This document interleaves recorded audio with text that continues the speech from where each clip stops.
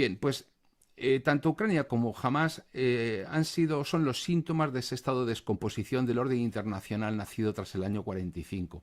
Y luego además coincide otra cosa también, y es que aunque Rusia está en este momento ocupando una posición de fuerza, esa posición de fuerza, efectivamente, Miguel Ángel, no hay minerales en el mundo para tanto panel solar, tanto parque eólico, tanto coche eléctrico y luego además otra cosa, cómo se reciclan las baterías. Pero vamos a irnos ya a la cuestión, al segundo bloque, que es el bloque de la guerra de Ucrania. Bien, en la guerra de Ucrania nos estamos encontrando con que Rusia está en este momento en una posición de fuerza, pero al mismo tiempo está mostrándose está mostrando un flanco de debilidad porque la hegemonía soviética que tuvo Moscú cuando era la URSS en Asia Central y en Europa del Este no existe. En Asia Central lo más que ha conseguido Rusia es que las repúblicas centroasiáticas se mantengan neutrales ante el conflicto, pero no tiene en realidad un peso específico. Y también estamos viendo cómo Ucrania está restando fuerzas y energías para concentrarse, por ejemplo, en la cuestión del Cáucaso, porque Rusia tampoco podría enfrentar dos conflictos simultáneos de esa manera. Luis Ángel Moreno, bienvenido, no pasa nada, le estamos aquí con usted. Y por esa razón tenemos que verlo, tenemos que ver las fortalezas de Rusia, pero también tenemos que ver sus debilidades. Bien, tenemos también una serie de factores que en este año 2024 van a influir, como son las consideraciones de los ciclos electorales, las entregas y disponibilidad de armamento y la situación económica occidental, que van a marcar de una forma decisiva la estrategia ucraniana en el conflicto. El proceso electoral en Estados Unidos, que puede poner en riesgo o incluso interrumpir el apoyo militar norteamericano a Kiev, y aunque Europa parece dispuesta a continuar con su ayuda, ese coste económico que está teniendo para Europa la guerra de Ucrania es brutal. Y no solamente económico, también político, porque cada vez más la población europea, ante el sufrimiento económico que la situación le está imponiendo, cada vez más se presta a protestar. En países como Alemania, como en Austria, como Hungría, hay una oposición clarísima al apoyo a Ucrania. Y bien, pues si Rusia puede continuar su estrategia de desgaste en una guerra de alta intensidad en 2024, a Ucrania le va a resultar muy difícil o casi imposible mantenerse sin colapsar. Pero es algo que tenemos que ver y que en este momento no se puede afirmar de modo categórico. Es algo que vamos a tener que ver a lo largo del próximo año, porque en función de cómo se desarrollen los acontecimientos, así sabremos qué es lo que, en qué situación definitiva se va a encontrar Ucrania o no. Y eso porque Ucrania en este momento no tiene ni para pagar los gastos corrientes del Estado. No puede asumir pagos de sueldos, no puede asumir pagos de pensiones, no puede asumir los costes estructurales del Estado y necesita dinero, y no poco, a corto plazo. Y eso es algo para Ucrania decisivo. Y bueno, y ya no hablamos ni tan siquiera de plantearse la posibilidad de rearmar una fuerza operativa con una masa de maniobra entrenada y equipada para realizar operaciones ofensivas, que es una cosa que, aunque tuviese la población dispuesta y con una moral imbatible, tendría que equiparla, y no parece que esté nadie en la puerta esperando para repartirle armas a Ucrania y equipos y pertrechos y hacer una fuerza operativa. Bien, luego además tenemos que considerar una vez más, porque como valoración de riesgos y como prospección del año 2024 es importante hacerlo, la posibilidad de un riesgo nuclear. Rusia, ese riesgo nuclear, al menos teóricamente, ha aumentado en la medida en que Rusia ha advertido en diversas ocasiones de ese riesgo nuclear en Ucrania. Y luego tenemos que contar también con el deseo chino de tener más de 1000 armas nucleares antes de 2030, sin contar con el deseo tanto ruso como chino de mantener la paridad por separado con Estados Unidos. Claro, si tanto Rusia como China tienen paridad con Estados Unidos, sumados duplicarían el potencial nuclear de los Estados Unidos. Esto a Estados Unidos le mete una presión increíble, y le obliga a responder a la posibilidad de las dos potencias unidas. Por lo tanto, aunque es un escenario poco improbable, pero sí es un escenario que se tiene que tener en cuenta. Y aunque no es solamente el aspecto nuclear el que tenemos que computar en el tema del enfrentamiento entre los países emergentes y Estados Unidos, porque en la cuestión de los misiles hipersónicos o antisatélite y en inteligencia artificial, bueno, pues no parece que Estados Unidos pueda ni tan siquiera mantener el ritmo en ruso y chino unido, ¿no? Por lo tanto, el desafío para Estados Unidos cada vez es más grande y la inteligencia artificial y sus aplicaciones, que lo van a revolucionar todo en gran medida, va a ser muy, muy duro para Estados Unidos el enfrentarse y el mantener el ritmo en la carrera. Sobre todo porque va a tener que implicar a los actores aliados habituales y no parece que estos estén en condiciones de poder financiarlo.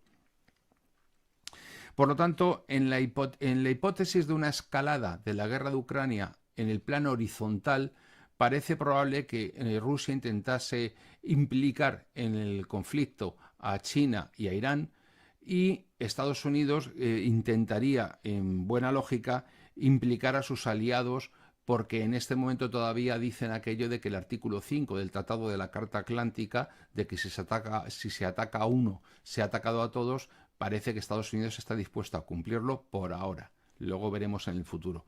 Y probablemente esa extensión horizontal del conflicto tendría repercusiones económicas devastadoras, pero sería todavía más o menos controlable. Ahora bien, si el conflicto escalase de forma vertical hacia lo que es el uso del arma nuclear, automáticamente nos encontraríamos con gravísimas pérdidas de vidas humanas y además con una devastación absoluta de todas las economías, tanto europea como norteamericana, como incluso de los países del resto del mundo, abriendo una crisis política, social y económica pues muy profunda.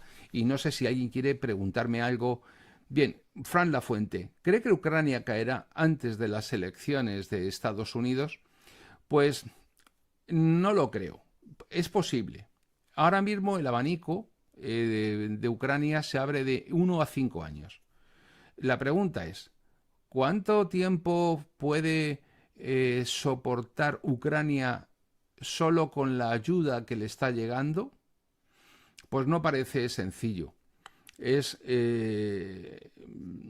Hablando de armas nucleares, dice Daniel Arranz, ¿es ortodoxo el lanzamiento que realizó Francia recientemente de un misil que explotó próximo a aguas nacionales?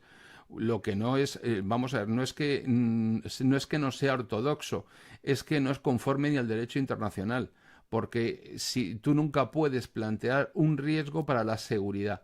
Y un riesgo para la seguridad no solamente militar o desde el punto de vista de la integridad territorial, sino para el vuelo, incluso de aviones. Y el misil que dicen los franceses que no tenía ningún tipo de carga nuclear, pero que sin embargo sí se ha verificado que tenía que en el punto de impacto en el Atlántico sí había habido alteraciones radioactivas. Y eso, si no tiene carga, no es posible. Por lo tanto, me parece muy bien que hagan pruebas, pero que las hagan en su casa, porque en concreto con el lanzamiento desde la costa atlántica de Francia de ese misil, pusieron en riesgo a parte de la población española y al tráfico aéreo, con lo cual no hay mucha razón. Superrui 8899, ¿cuál es el papel de India ahora mismo en el mundo? Más tarde, Superrui, se lo cuento, porque cuando hablemos del sur global hablaremos de eso. Y además va a ser interesante. ¿Por qué Rusia mantiene un perfil bajo y no ataca seriamente? Rusia está atacando seriamente. Alberto, lo que ocurre es que tenemos que tener en cuenta una cosa. Una cosa es que se ataque seriamente y otra cosa es que se ataque de forma suicida. Rusia tiene sus propias necesidades vitales, sus propios contrapesos internos, tiene una sociedad en la que se siente en un peligro existencial, pero que no es equivalente a la Gran Guerra Patriótica que llamaron ellos del 41 al 45, en el que murieron millones y millones y millones de rusos. Por lo tanto, la respuesta que se ha dado a partir de finales del año 2022 ahora ha sido proporcionada a la magnitud del conflicto y además muy inteligentemente para no dañar de modo serio la economía rusa. Ha superado unas dificultades increíbles y además ha conseguido mantener el valor de su moneda y su economía no solamente a flote sino en crecimiento. Luis Fer, respecto al misil, lo vi pasar. ¿Es más peligroso la reclamación de aguas territoriales que ha hecho? Pues yo creo que sí, Luis Fer, pero yo, vamos, no me haría ninguna gracia estar en casa y verlo pasar. ¿Para qué quiere que le diga? Porque aquí las armas las carga el diablo y las dispara un imbécil. Con lo cual, ¿qué quiere que le diga? ¿Cree inevitable el choque directo OTAN-Rusia? Esperemos que no. De todas maneras, el choque directo OTAN-Rusia yo creo que ya se ha dado. Otra cosa es que no se ha dado con fuerzas regulares organizadas de los países de la OTAN. Pero, bueno, de forma masiva, porque sí ha habido fuerzas de la OTAN operativas en el campo de batalla de Ucrania, como han sido bueno, fuerzas especiales norteamericanas y británicas. Ha habido una intervención a nivel de fuerzas aéreas y espaciales de la OTAN guiando y asesorando los ataques en el Mar Negro contra la península de Crimea y contra el puente de Nikolayev, con lo cual yo creo que sí, claro que ha habido una intervención de la OTAN. Lo que no ha habido es una escalada horizontal ilimitada. Y efectivamente, afortunadamente no la ha habido por la cuenta que nos trae a nosotros, porque en ese caso veríamos a los gobiernos corriendo detrás de los chavales por la calle para que fueran a pegar tiros a Rusia, cosa que yo no le aconsejaría a ninguno que hiciera. Pet López Pou, ¿la derrota de Ucrania supondría el progresivo desmembramiento de la OTAN? Uy, la derrota de Ucrania va a suponer muchas cosas. La naturaleza de la OTAN cambió, como he dicho en un vídeo hace poco, a raíz de la cumbre de Vilna, pero la pregunta del millón es, ¿va a seguir siendo la OTAN una organización atlántica o va a ser una organización planetaria en la que integre a Australia, Corea del Sur, Japón y Nueva Zelanda para enfrentarse a lo que ellos llaman el peligro amarillo, a China? Con lo cual es discutible. Y luego dice también Dani, ¿Rusia seguirá conquistando territorios en Ucrania o se limitará a conservar los que tiene conquistados? Vamos a ver, aquí hay una cosa que nadie puede discutir, que desde el punto de vista ruso hay un principio que es el principio de la integridad territorial de los oblasts que se han incorporado.